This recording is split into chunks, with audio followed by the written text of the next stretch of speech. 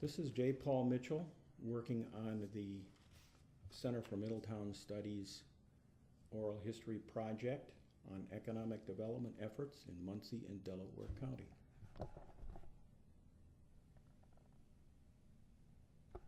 With me is Larry Ingraham, who is the president of Ingraham and Associates Incorporated, whose motto is Bridging Asian and U.S. Business. First of all, thank you for agreeing to participate in this project. And how did you get started in this kind of activity, and what brings you to this point? Well, thank you for this opportunity. I appreciate it. I was living and working in Japan in March of 1983 when I was hired by the state of Indiana to become the second director of the East Asian office of the Indiana Department of Commerce located in Tokyo. And this was during the first term of Governor Bob Orr and Lieutenant Governor John Mutz. And as they told me at that time, Paul, coming out of the late 70s, early 80s, that terrible recessionary period, when they came into office, they were faced with double-digit unemployment, double-digit inflation, lines at the gas stations, etc. It was a very difficult time.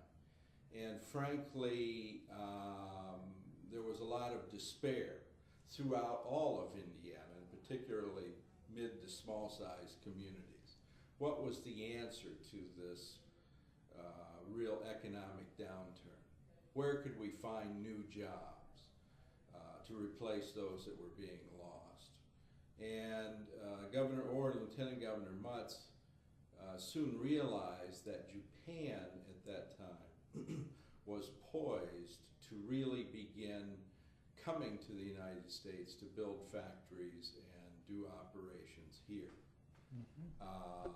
In the late 70s, early 80s, there was lots of economic friction between the U.S. and Japan over the large number of Japanese exports to the U.S., and particularly automobiles.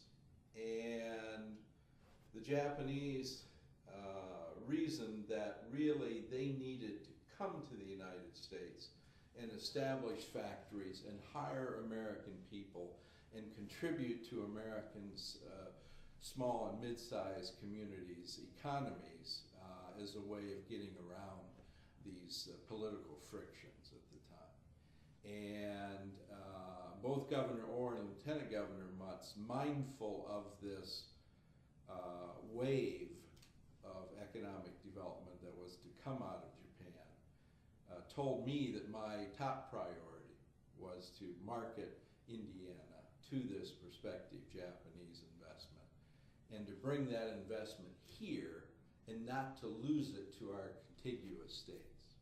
And there were three reasons that they made very clear to me why they wanted that to happen. Number one, they wanted to provide new jobs to Hoosiers. They also wanted to increase the tax base for all of our local communities. And thirdly, they wanted to bring new technology to our state, again, and not to lose it to other states.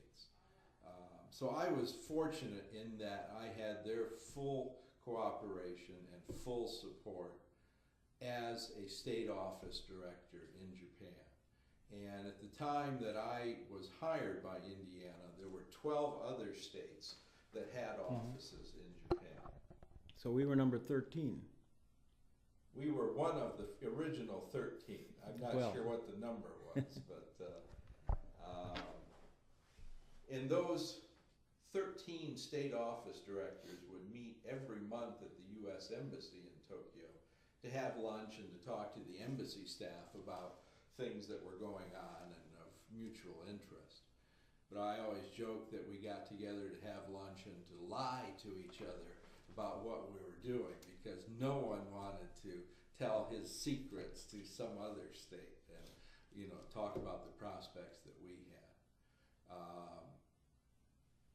And in June of 1983, well, going back a moment, in March of 1983, when I entered Indiana's office, there were some 18 Japanese companies here in Indiana.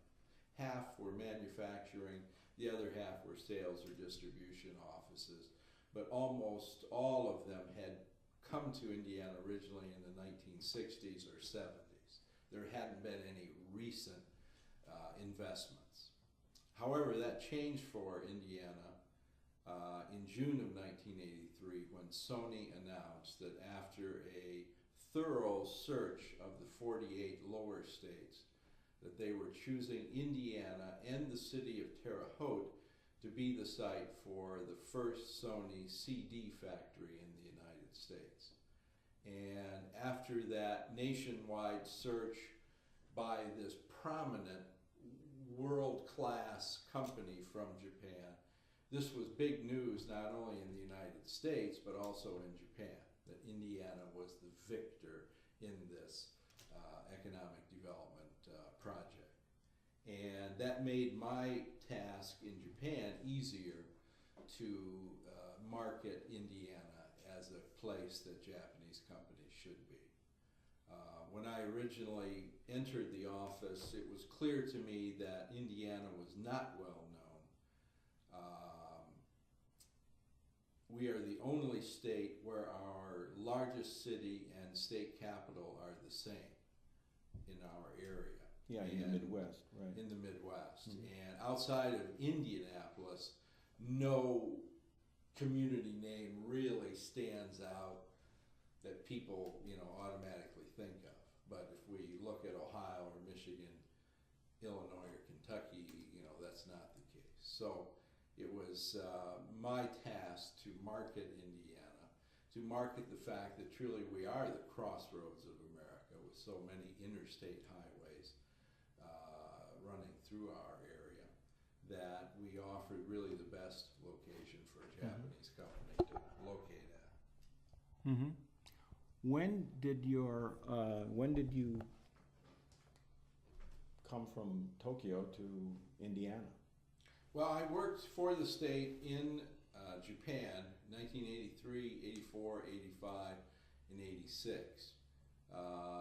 In 84, my first daughter was born in Tokyo, and 86, my second daughter was born. And after the first was born, I thought, after having lived in Japan for 15 years, that perhaps I should think about moving back to the States. And by the time the second one came along, that was definitely what I decided I should do. So I worked out an arrangement with the governor and lieutenant governor to move to Indiana in the fall of 86 and to work for state government in Indianapolis. And my job there was to catch all of the prospects and projects that I had previously been sending to Indiana. And one of our challenges was that there was really no one on this side who was receiving the projects I was sending and taking care of them. So I handpicked my successor in the Tokyo office, and then I moved to Indiana in the fall of 86, just at the time that we were deeply involved in the negotiations with Subaru Isuzu about their project. And fortunately, in December of 86, Subaru Isuzu's joint venture announced that they were selecting Lafayette, Indiana, as the site for their joint venture assembly plant. Mm-hmm. When did you become acquainted with Muncie and some of its concerns? Well, when I was director of Indiana's Tokyo office, I made numerous business trips back to Indiana, and on some of those visits had come to Muncie, had gone to Ball State, had learned about what the university had to offer and so forth. But the most recent connection happened several years ago when I was retained by Muncie and Delaware County to help market the community of Muncie and the county of Delaware to prospective Japanese investment. And previously took Mayor Cannon on several business trips to Japan, and then in June of this year took Mayor McShirley on her first business trip to Japan. So that was your first venture in actually serving as a liaison in person Yes, it between was. Muncie and Japan. Yes. 19. Well, this started, 2000. well, where are we? It was 2005. when we 2005. started. Okay. Has the question really is not looking for quick results, but has this resulted, or in what ways has this resulted, I should say, in getting them more aware, the people that you have in Japan, more aware of Muncie, and also educating Muncie to what are the demands of trying to attract somebody from Japan? Sure. Well, in economic development with Japan, the role of the mayor of a community is a very important one. And both Mayor Cannon previously and now Mayor McShirley understand that, fortunately. And Mayor Cannon was, and Mayor McShirley is, very actively interested in trying to represent the community really as the top CEO of the city. And that's how Japanese prospects view a mayor anyway. And to have the mayor travel to Japan and to make a call on a Japanese company, it really opens the doors wider. And with the mayor, we get to see the top executives of the company. And that's nice. And Japanese hold mayors in very high esteem, much higher perhaps than even we do here in the U.S. Well, mayors take their lumps from the citizens, of course. We probably don't give them as much respect as other nations might think. Well, no, and they get much more respect overseas, and they always comment about that. But it's very powerful when the mayor of an American community like Muncie can go into a Japanese boardroom and sit down with the president or chairman or both and look them in the eye and say, I would really like your company to build your next U.S. plant in my community, and I'll do all that I can to assist you, to be successful in that venture. That's a powerful message, and really moves that community ahead of every other community that might be considered or be possible being considered. So if I were to go to Japan and simply take the president of the chamber or the economic development director for the city and county, we would not meet the high level people that we're meeting with the mayor alone. So it's crucial, as I've explained to both Mayor Cannon and Mayor McShirley, that they play a role in this, particularly for the international projects. And I think Europeans are basically the same. It's important to have the mayor's involvement because in the case of the Japanese, Paul, they make very elaborate, massive charts categorizing all the different things they're looking for in a potential site and comparing maybe 4 or 5 communities in 3 or 4 states. And they have, lots of staff working on this, and they're looking at all the physical properties of the site. They're looking at all of the, incentives, all of the road conditions, utilities, you name it. And when they finish and they get everything narrowed down to, let's say, 2 communities or 3, the final choice of that site to put that factory is ultimately a subjective one. And they say, where were we made to feel the most welcome? Which mayor was the most active and spent the most time with us when we visited that community? which economic development director answered our questions the next day for us and gave us the most thorough answers. Things like that. The Japanese are looking at a long-term commitment to a community, and they want to know where, you know, they'll be most successful in that term. So having the full attention of the mayor and, you know, depending if it's a county site, the county commissioners and so forth, is really crucial in separating which communities will be successful or not. How do the Japanese potential employers develop that list of all of that knowledge about their communities? Well, Do they send people over here to look at them? How do they do that? my experience has been that they do it a number of different ways. They will have their staff, for example, visit the Indiana office in Tokyo and look at all the information available on that community and county that that state office may have. And then they will ask the state office staff, the director, to get more information. Or they may send a team, a site selection team, to visit different communities in different states. And that team will be busily accumulating all kinds of information and data that they then put into these charts that I described. Or they may contact the community directly. They may have their traditional Japanese construction company do the site search with them or for them. They may ask their Japanese bank for assistance in getting information on the community. It could be any or all of those. So they do thorough homework. Very, very thorough homework. Mm-hmm.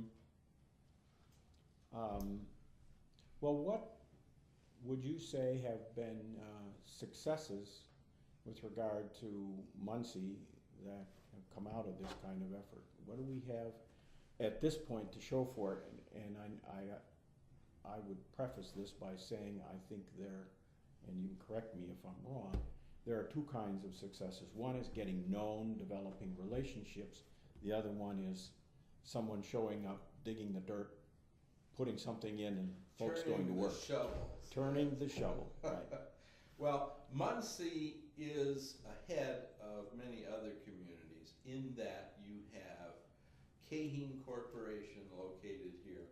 Kaheen is a Honda supplier that makes the HVAC heating and air conditioning systems for Honda, I think Accords and Civics. Mm-hmm. And they have 100, 200 people employed here in Muncie, and is a bona fide great company. And really one of the first objectives of our Muncie, Delaware County trips to Japan was to visit Kaheen's headquarters in Japan to say thank you to the executives there, to thank them for that investment in Muncie, tell them how much that is appreciated, and at the same time to encourage them to do more here in the future, that the community would really like to be able to work with them as they do expansions or so forth, and bring more lines of products to the United States. Just to continue that, what do you think was a crucial factor in Kaheen making its decision to locate in Muncie? Well, honestly, that was before my time working with the community, but as the story has been told to me, Paul, Muncie has had a very successful program in building spec buildings. In other words, just a shell, you have the walls and the ceiling of a building on a site, and the site is utility ready. Everything is there, water, gas, sewage, etc., electricity. And that spec building is used kind of as bait for companies to come into the community to look at this. And it was that spec building across the street from the current Caheen plant that got them to come to Muncie and look at that building. Now ultimately, for whatever reason, the specifications of the spec building were not of interest to Caheen, but the open ground just across the street from it was, and that's how they ended up choosing Muncie and coming, to open their plant here. And particularly in the case of Japanese companies, for example, this year Honda, they'll start operations in Greensburg in September or so. And Honda suppliers have been needing to get operations up and going quickly. And when a community has a spec building, such as Muncie has had to offer, it saves about 6 months' time for a company. Because all they have to do is finish out the building. All the permitting and so forth is basically kind of a no-brainer, depending on what the industry is. The red tape is essentially taken care of in advance. So it's a real draw for domestic as well as international companies. And who was it? Sally Mae went into that spec building across the street from Caheen. So they ultimately chose that. And I think that was the 4th or 5th spec building that the community has built and has gotten a new investment in, and now they're building another. So I think, from what I understand, that's how Caheen came to Muncie, was first of all to look at that one spec building. Have there been any other results at this point? Well, there's another company here, the Bartlett Corporation, I understand is a joint venture between Johnson Controls and Toyota, and they're making the leather seating for luxury cars here in Muncie. So we talk about, when we go to Japan, we talk about those 2 Japanese-related investments. And particularly in Caheen's case, because they're a well-known, very large company in Japan, they have worldwide operations. The fact that they're already here is kind of a validation that Muncie and Delaware County is okay, that this is a good place to locate and do business. So it's like a carrot. You can say to another Japanese company, we have Caheen, and we'd like to welcome you to come here as well. Communities that don't yet have Japanese investment have a harder sell in that there's no one already there that the Japanese company can confirm things with to know really how things are. So, on our trips that we've made, we have been visiting Caheen each year and meeting new leadership each year of Caheen as their people come and go, and keeping up good connections there. And subsequently, the mayor has met with the president of Caheen Worldwide when he has come to Muncie. He's wanted to see her, and that's great. We want to keep Muncie forefront in their minds in the future as things develop. But in addition to doing the Caheen visits on the Japan trips, I have been taking the mayor and the economic development and the county representatives when they have gone. We've gone to Japanese construction companies, Japanese banks, and Japanese trading companies. And the relevance of those are that they all have their own Japanese clients that they assist in moving to the United States. And they are great places to disseminate information on Muncie and Delaware County to a wide array of other Japanese firms. And last month, when the mayor and Terry Murphy and I went to Japan, one of the Japanese banks that I've formed a good relationship with, actually arranged 2 meetings for us with industrial prospects that are clients of that bank. And the bank has an international department where my friend works, and that international department is asked by the prospects to help them in their search. And the banks provide this service, as do the construction companies, provide these site selection services for free because they want to get the subsequent business. So they're important people for us to meet with, and we want them to know about Muncie and Delaware County. So that's the other side of it. Things that have not yet yielded, the shovel in the ground, but the relationships. Relationships very important. It was really important for Mayor McShirley to go this year. She's new in office. The contacts that Mayor Cannon made on the previous 2 trips, we wanted people to know, that he has been succeeded by another mayor who is very intent and interested in continuing this outreach, and that, no beat is being missed. And, please continue to consider Muncie and Delaware County. And so that was a clear message that we had. Well, would you say at this point, and let's see, how far back does this take you then, working directly with Muncie? 5 years? Well, about or 3 years? 3 years, yeah. Okay. And I should say that after the first and second visits, Muncie was visited by some site selection teams, and both from the construction companies and from actual prospects. As a result of this trip last month, we have 2 prospects now that have put Muncie on their list and are considering.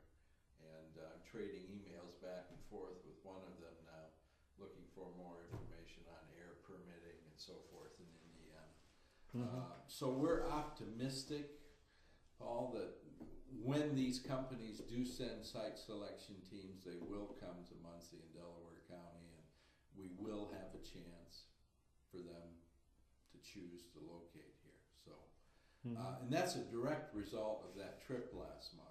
If the mayor had not gone, if Terry Murphy had not gone, we wouldn't have those prospects. And so that's the value in making a trip. You know, 9 times out of 10 will never come back with a true commitment after one trip.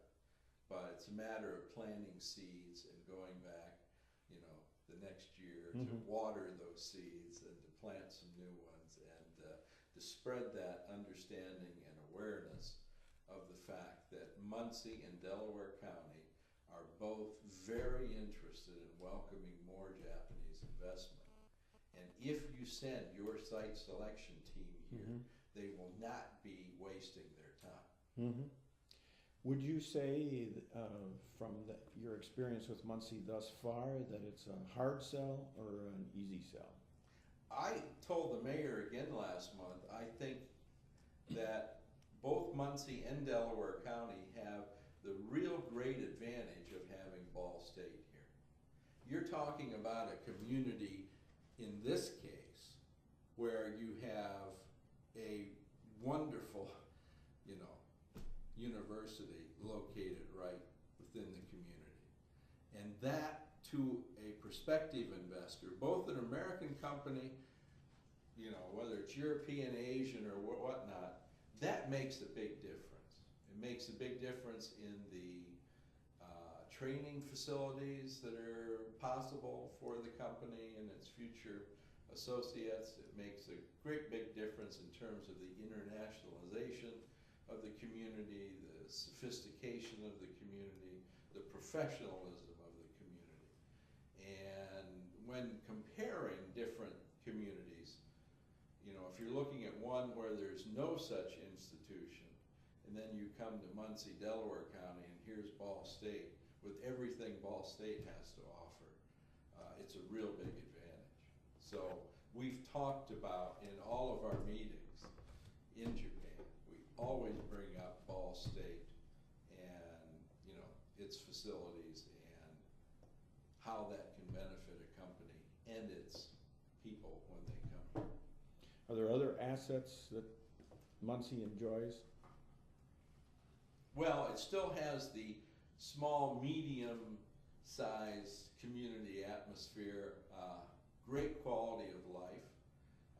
You know, an hour away from Indianapolis, and Indianapolis International Airport, or, you know, going to Dayton or Fort Wayne for airports, whatever.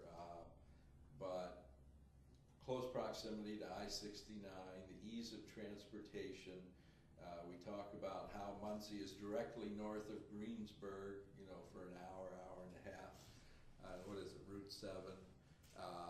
You know, things like that, that strategically, logistically, Muncie is very well situated. Okay.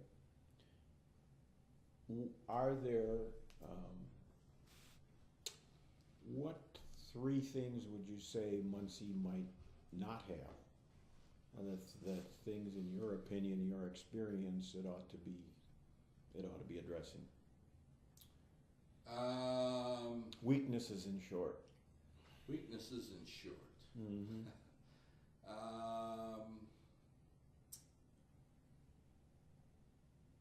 I'll never forget one time I took the mayor of Columbus, Indiana, to Japan. This was the very first trip that he made years ago, back in the 80s.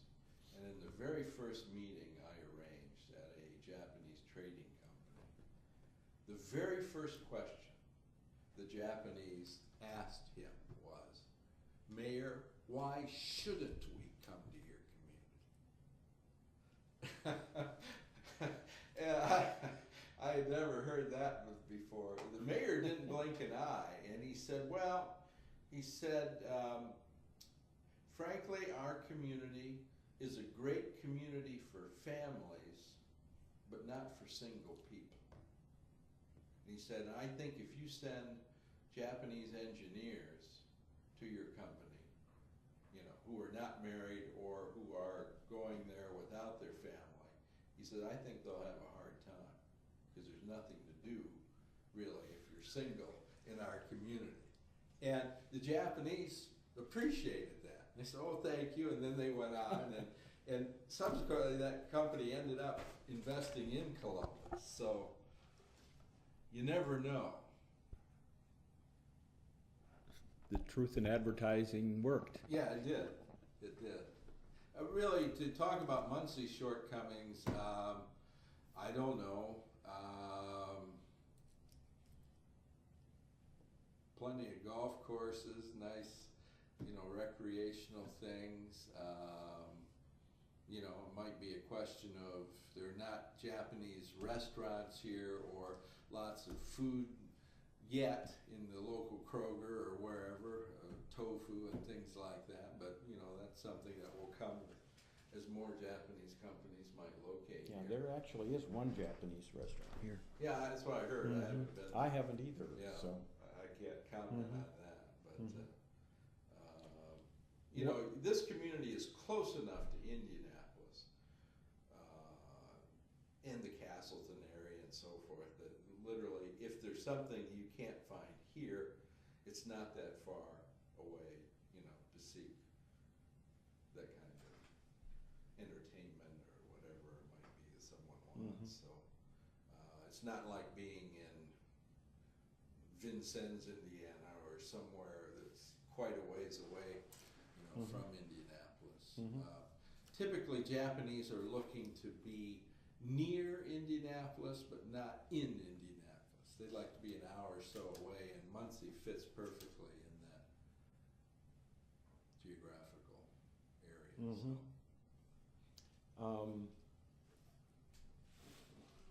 Having foreign students here, such as you do at Ball State, not only from Japan, but from other Asian countries, is a real plus.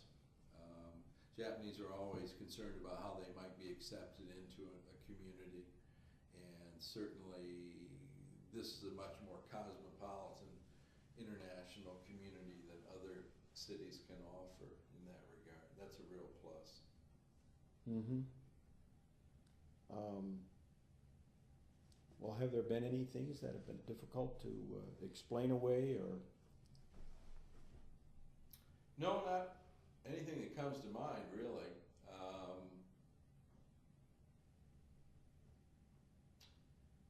Typically, Japanese, don't know a lot about the Midwest. So, in the meetings that we have in Japan, I always get out a U.S. map, and we identify. Japanese know San Francisco and L.A. They know Las Vegas. They know Chicago, or they think they know where Chicago is, and New York and Washington. That's it. So we identify those and then say, here's Indiana. And then here's the highway network that runs east, west, north, and south through Indiana. And here's where we're near, and we are near Chicago, and south of Michigan, and so on. So we point those things out. And historically, Japanese investment started by going to the West Coast.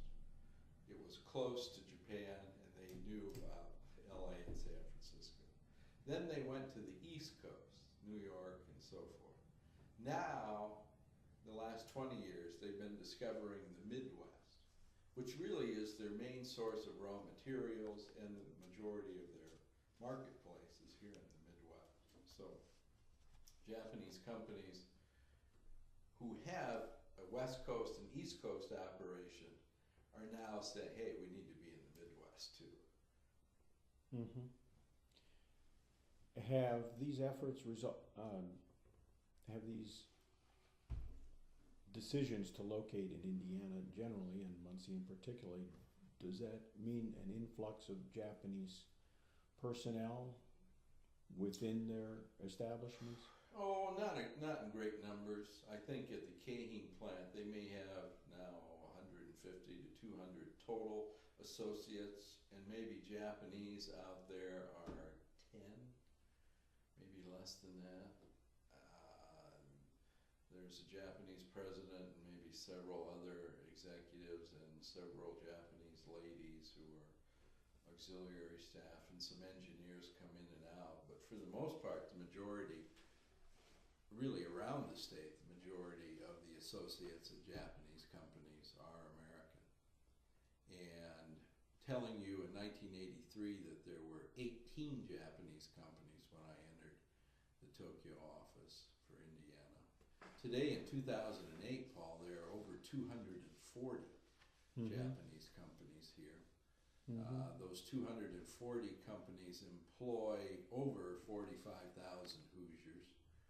And the dollar investment, according to Governor Daniels last fall, was at that time $8.5 billion, just from the Japanese segment. So this has been an extremely important addition to our state's economy. And it's continuing, particularly the automotive sector, with Honda about to come online in Greensburg, Toyota now having Camrys made in Lafayette at the Subaru factory. There's still great growth and exciting new things going on for the Japanese auto industry in comparison to what our U.S. industry is doing. And there are still Japanese companies looking to come for the first time to the U.S., as well as companies who have originally came here 20 years ago, let's say. They have maxed out the physical site that they originally went to, and they're now looking for their second factory site or their third factory site. So there are those opportunities for expansions and new plant locations. So there's still a lot going on. Indiana has a very positive image in Japan. Governor Daniels, the last 3 years, has taken missions to Japan. Dr. Gora was on the 2005 mission with him. I went on that as well. She did a great job representing Ball State, and Mayor Cannon was on that trip as well. So the governor understands the importance of the Japanese investment, and he's continued every year going to Japan to say thank you. Again, that's the first message. Thank you for this investment, and please, we would welcome more investment and growth in the future. And for the Japanese, aftercare is very important, and having someone come back and to say thank you and to visit and to go through their factory, the Japanese appreciate that. Mm-hmm. And when I took Mayor McShirley last month with Terry Murphy, we visited the Caheen plant. We walked in the door into this kind of open office area, and all the employees stood up and bowed. And, this was a big thing that the mayor of Muncie would come all the way to Japan and come to their company, to have a visit. Mm-hmm. That was greatly appreciated and talked about. So. Mm-hmm. Is there something that I haven't asked you that you think is important to know for something like this? Well, I would just add, again, the role of a mayor is much more important in an international setting for international prospects, I think. And truthfully, in this competitive day and age, unless the mayor of a community is solidly online to lead this economic development mission, it won't be successful. And I'm excited for Muncie that you have a continuation now in Mayor McShirley of a leader who understands that and is willing to make the commitment necessary to try and bring in not only new U.S. investment, but also foreign investment. And you can't, some mayors don't get this, Paul. They don't understand that, or they think it's the economic developer's job or the chamber's job, and they don't get involved. And that's really a detriment to the community. So I'm excited that we have this understanding here in Muncie, and I know amongst the county commissioners that they really have to be out front and in welcoming new jobs and investment here, because everyone is talking about competing for this. Mm-hmm. But it's really the mayor getting involved and making positive impressions that makes the biggest difference. Do you have any experience with this community or others where the mayor went, other people went, but the rest of the government didn't tag along? Or whether there were difficulties because sometimes I think local government has a reputation for being fractious and divided, and they're not all on the same page, and they may not even be in the same book. Right. Has certainly been my experience over the years. Yeah. So Now, has that happened? oh, sure.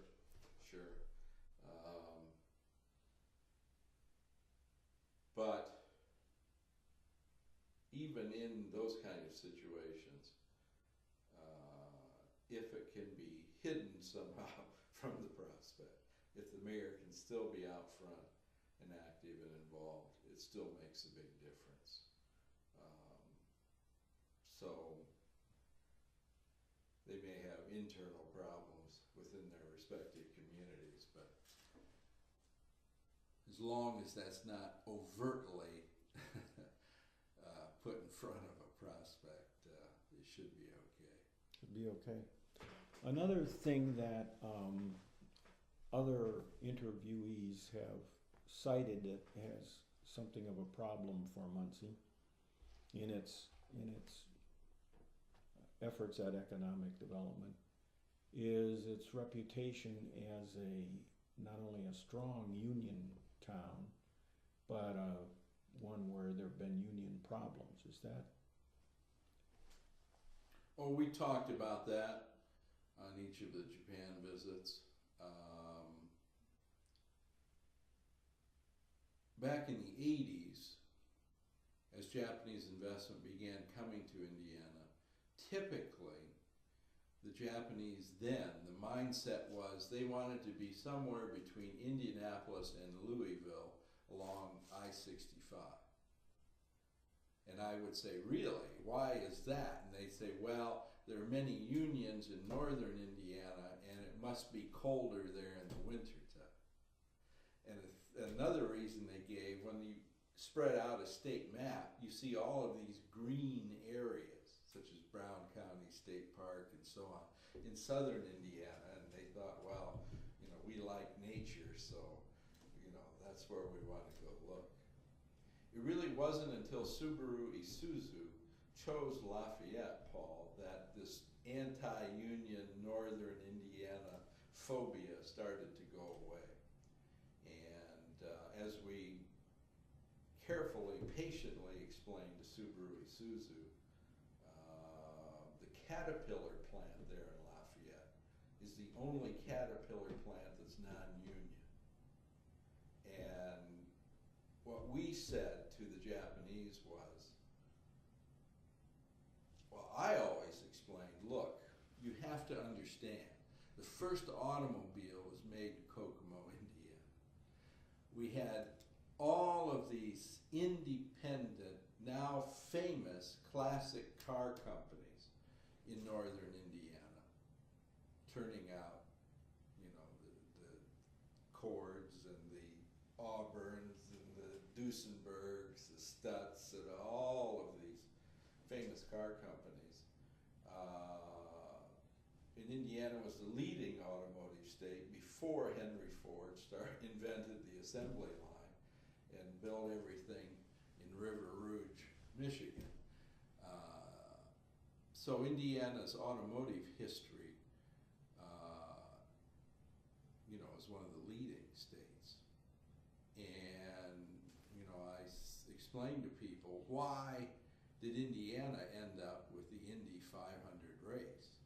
And I said it was because they needed a place to test the cars that were being made at that period of history, and the quality of the roads throughout the state were so poor that they had to build a track where cars could run and to test the tires and the brakes and the engines and everything that was being made. So that was the stimulus for that. But I explained that historically, even after automotive production centered in Michigan, that there were so many automotive parts companies that remained in Indiana. And, you know, they were unionized at that very early period of time. And those unions continued predominantly in northern Indiana. But that these days, currently, unions are fading away. And Newcastle, there's a new Japanese company that makes seats for Honda that are located in Newcastle, Indiana. And 20 years ago, no Japanese company would consider going to Newcastle, and I never heard of one wanting to look at Newcastle because that was considered a Chrysler Union town. But that's a sign of how things are changing. And so we talked about that in Muncie, and that things are changing, the atmosphere, and that really the question of unionization comes down to the company itself. If the management does a good job in operating the plant and taking care and treating its associates well, then there won't be a problem. If they don't, then there would be a legitimate grievance. And, you know, somebody might bring up the question of the importance of getting a union. Mm-hmm. Otherwise, no. Now, we, you know, at the same time, probably wouldn't recommend that they build a plant next door to a large unionized American company. But in a community even this size, and Kaheen is operating union-free, say, hey, it hasn't affected Katy. And it's just a sign that it's a different period and a different time. Do you have any conception that Japanese investment in this area or in the United States will extend to things other than, industry and, in particular, the auto industry? Well, we've already had examples with Sony and others, I guess. yeah. Automotive predominantly is still maybe the number one leading prospect for new future investment. But last month in Japan, one of the prospects we were talking with, Paul, is a recycler. And with a really new, innovative way of recycling certain products that we're hoping, will be something that they'll want to start here in Muncie. But both pharmaceutical, chemical, petrochemical, agribusiness, I still think really will be an area with future opportunities from Japan, whether it be tofu makers or makers of health drinks or pet foods or whatever it might be, because the Midwest is the breadbasket, so to speak, for that, and because of our logistics and transportation system, it just makes sense that those businesses in the agriculture field will see more of those in the future. So we're also considering those opportunities. Mm-hmm. Mm-hmm. Well, do you have any further comments, questions? Well, I would just again reiterate, I think the attractiveness of Muncie and Delaware County is greatly enhanced by Ball State being here. And it's a wonderful community to sell, to market to prospective investors, certainly from Japan, but to any other country, and to be able to tell them how the education level is here in the community, and about the prospective future employees that they can hire from Ball State, or how they can have their future associates be trained at Ball State and so on. It's a real plus in economic development to have that, and for that to be the case here. So I suggested to Mayor McShirley last month that in the future we should consider Dr. Gora and her both going on an economic development mission to Japan, both to do development for Ball State, trying to encourage more foreign students to come here, and at the same time more foreign companies to come here and invest in Muncie and Delaware County. So that's a really great opportunity, I think, for both sides. So we'll see if that happens. Well, good. Well, thank you very much. My pleasure. I appreciate your time and enthusiasm. Thank you.